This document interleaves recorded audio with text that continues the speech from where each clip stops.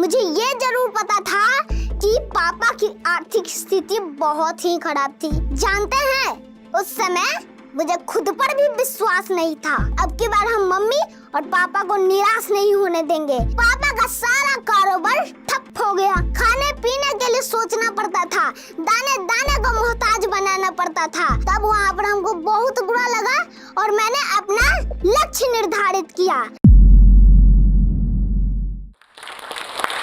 बेहतर से बेहतर होने का तलाश करें, बेहतर से बेहतर होने का तलाश करें। मिल जाए नदी तो समुंदर की तलाश करें।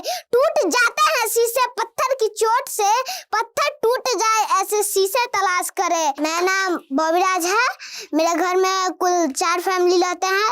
हम 3 क्लास में पढ़ते हैं और 10 क्लास का मैथ पढ़ा देते हैं। और मेरे पापा का नाम हुआ राजकुमार महतो, वो भी पढ़ाते हैं। और मेरे मम्मी का नाम हुआ चंद्रप्रमा कुमारी, वो भी पढ़ाती है। तो मेरा जन्म बेगूसराय जिले के रोसड़ा के एक हॉस्पिटल में हुआ था। पापा उस समय कुछ भी नहीं कमाते थे और हॉस्पिटल का सारा खर्च कर्ज लेकर चुका दिया जाता था फिर बाद में एक खेत बेचकर सारे कर्ज को चुका दिया गया। उसके बाद मैं मम्मी पापा पटना जिले के नदमा गांव में आए। वहां पर पहले से ही पापा एक किराए के मकान में एक रूम लेकर रहते थे। मुझे ये नहीं मालूम था कि पापा मम्मी घर छोड़कर किराए के मकान पर क्यों रहते थे, लेकिन मुझे ये जरूर पता था कि पापा की आर्थिक स्थिति बहुत ही खराब थी। धीरे धीरे समय बीतता गया और जब मेरा उम्र चलने दौड़ने का हुआ, जानते ही होंगे आप लोग कि चलने दौड़ने की उम्र में बच्चों में बहुत शैतानियां होती है। मेरे में भी थी।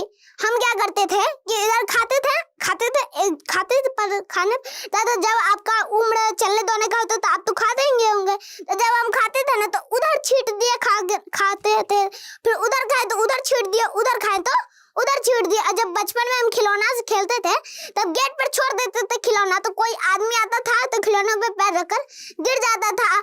इसके वजह से फिर अब गिलास में पानी ले लेते थे तो इधर गिरा दिया ना तो मकान मालकिन हमको डर देती थी, जिसकी वजह से मम्मी भी रो जाती थी। तब मैं कहता था कि जीवन में किसी के लिए आंसू मत बहाइएगा, जीवन में किसी के लिए आंसू मत बहाइएगा। वो आपके आंसुओं के काबिल नहीं होगा।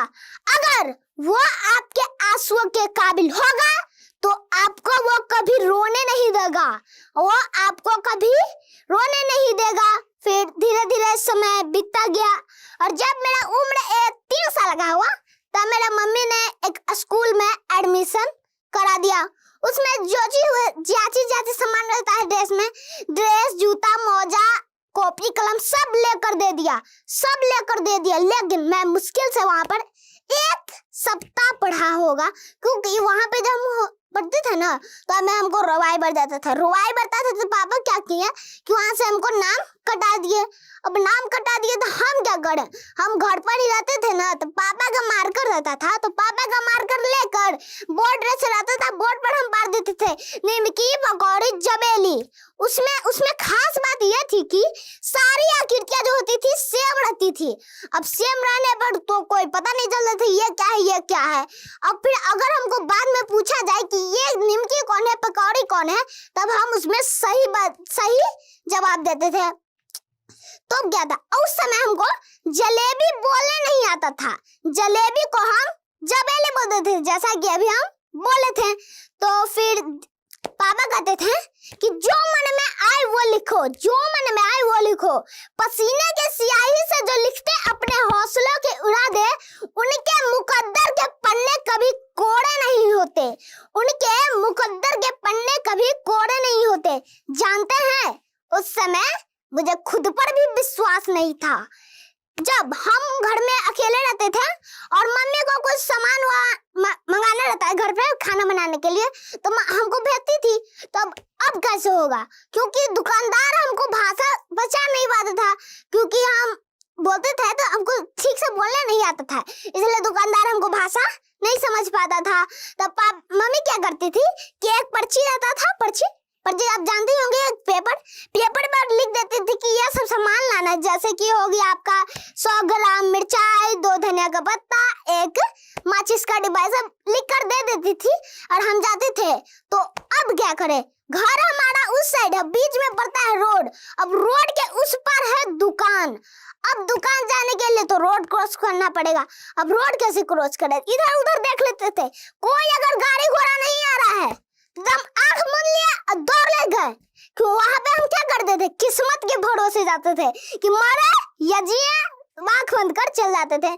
फिर सामान ऐसे करके मम्मी को देते थे। फिर धीरे धीरे समय बीतता गया और जब मेरा उम्र 4 साल का हुआ तब पापा ठीक नदमा के पश्चिम साइड चपौड़ गांव में 2 रूम का एक बना हुआ घर था, तो उसको खरीद लिया। वहां पर हम लोग 12 मार्च 2018 को वहां पे हम लोग शिफ्ट हो गए।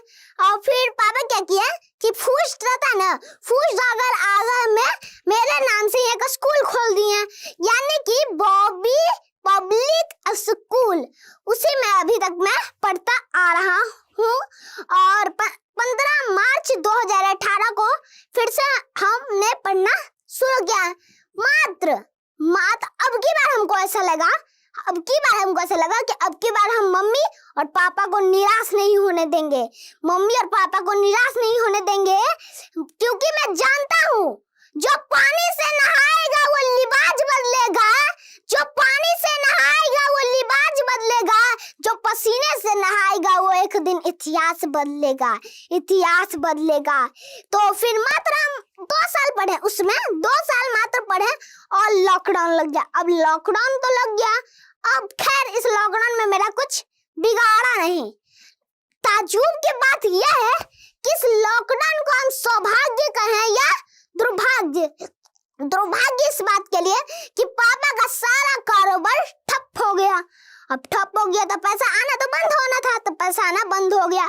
खाने पीने के लिए सोचना पड़ता था, दाने दाने को मोहताज बनाना पड़ता था। दूसरी तरफ सौभाग्य इस बात के लिए कि क्या हुआ ना कि पापा को पहले फुर्सत नहीं रहता था हमको पढ़ाने का, अब पापा को फुर्सत मिल गई, टाइम था पापा के पास हमको पढ़ाने का। तो पापा और मम्मी क्या किए कि आस पड़ोसी रहते हैं उनके बच्चों को बुलाकर पढ़ाते थे। शिकायत क्या करते थे कि मास्टर वो पागल आयल है, अब बचपन के बुलावी थे पढ़े थे तो वो पगला देते। तब मम्मी शिकायत सुनकर भी बुलाती थी। और मेरा दोस्त सब था वो भी ताना मारता था कि एकर चक्कर में हमनियो फंस गेली।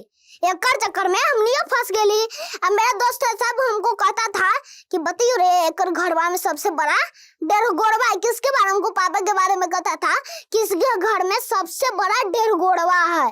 तब हम कुछ नहीं करते थे। और उस समय जब हम पेपर देखे कि एक बच्चा का नाम और फोटो आया, तब हम पापा से कहें कि मेरा नाम और फोटो आएगा ना पापा पेपर में। तो पापा गए पत्रकार महोदय के पास। अब पत्रकार महोदय के पास उनसे बात ही नहीं हो पाए। तब वहां पर हमको बहुत बुरा लगा और मैंने अपना लक्ष्य निर्धारित किया और मंजिल और हौसलों के बीच संबंध दर्शाया। मंजिल ने हौसलों से कहा तेरी बस की बात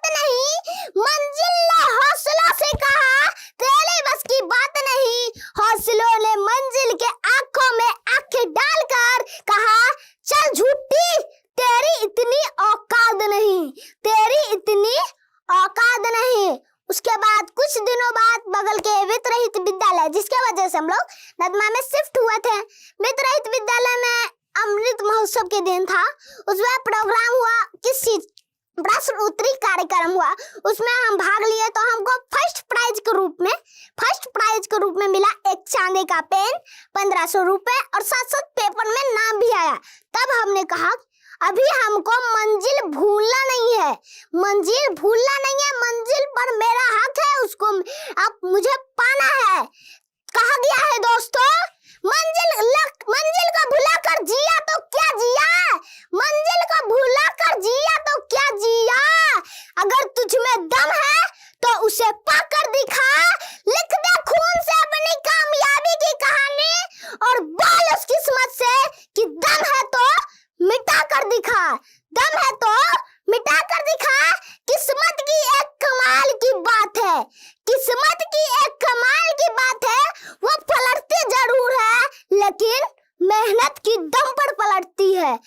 सोच रहे होंगे कि मैं 10वीं क्लास के बच्चे को पढ़ा कैसे सकता हूँ।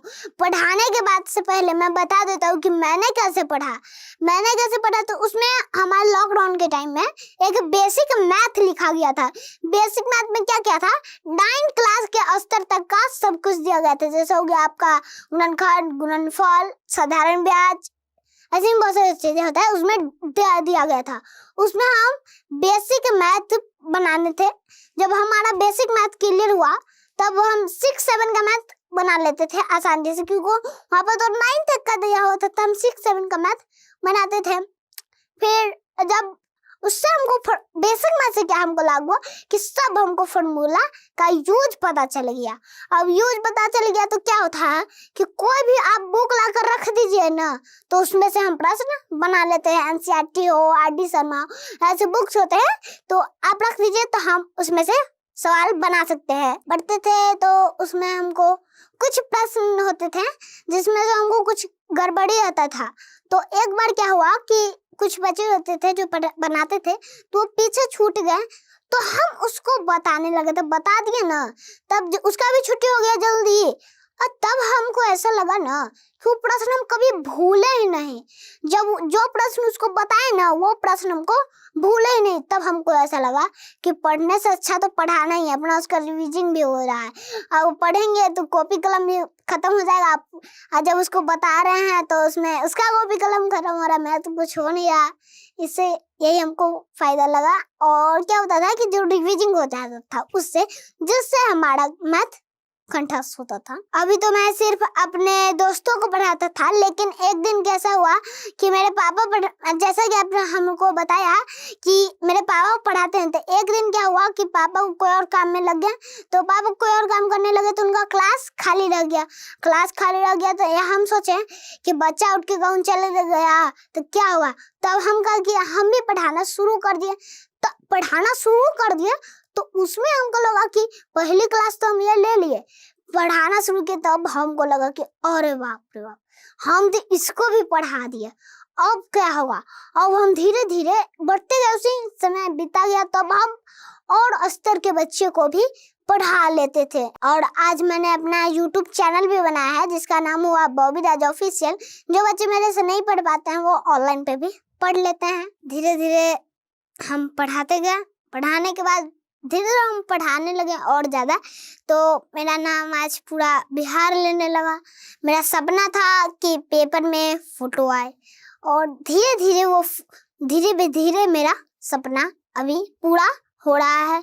आज मेरा नाम पूरा बिहार ले रहा है, लेकिन अभी मुझे यहाँ पर ही नहीं रुकना है, यानी कि यहीं तक मैं सीमित नहीं रहना है, मुझे और भी कुछ करना है, क्योंकि मेरा लक्ष्य है कि हमको वैज्ञानिक बनना है। लक्ष्य हमारा यही है और मुझे इसे पूरा करना है। अब जरा एक बार सोच के देखिए, जो मीडिया वाला के पीछे हम भाग रहे थे गेट के अंदर जाने से पहले, अब वो मीडिया वाला हमको पीछे भाग रहा है।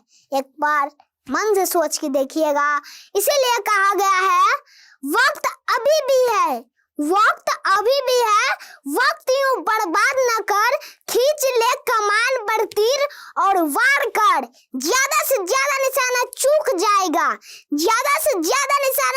जाएगा, जीतना है अगर तो कोशिश 1000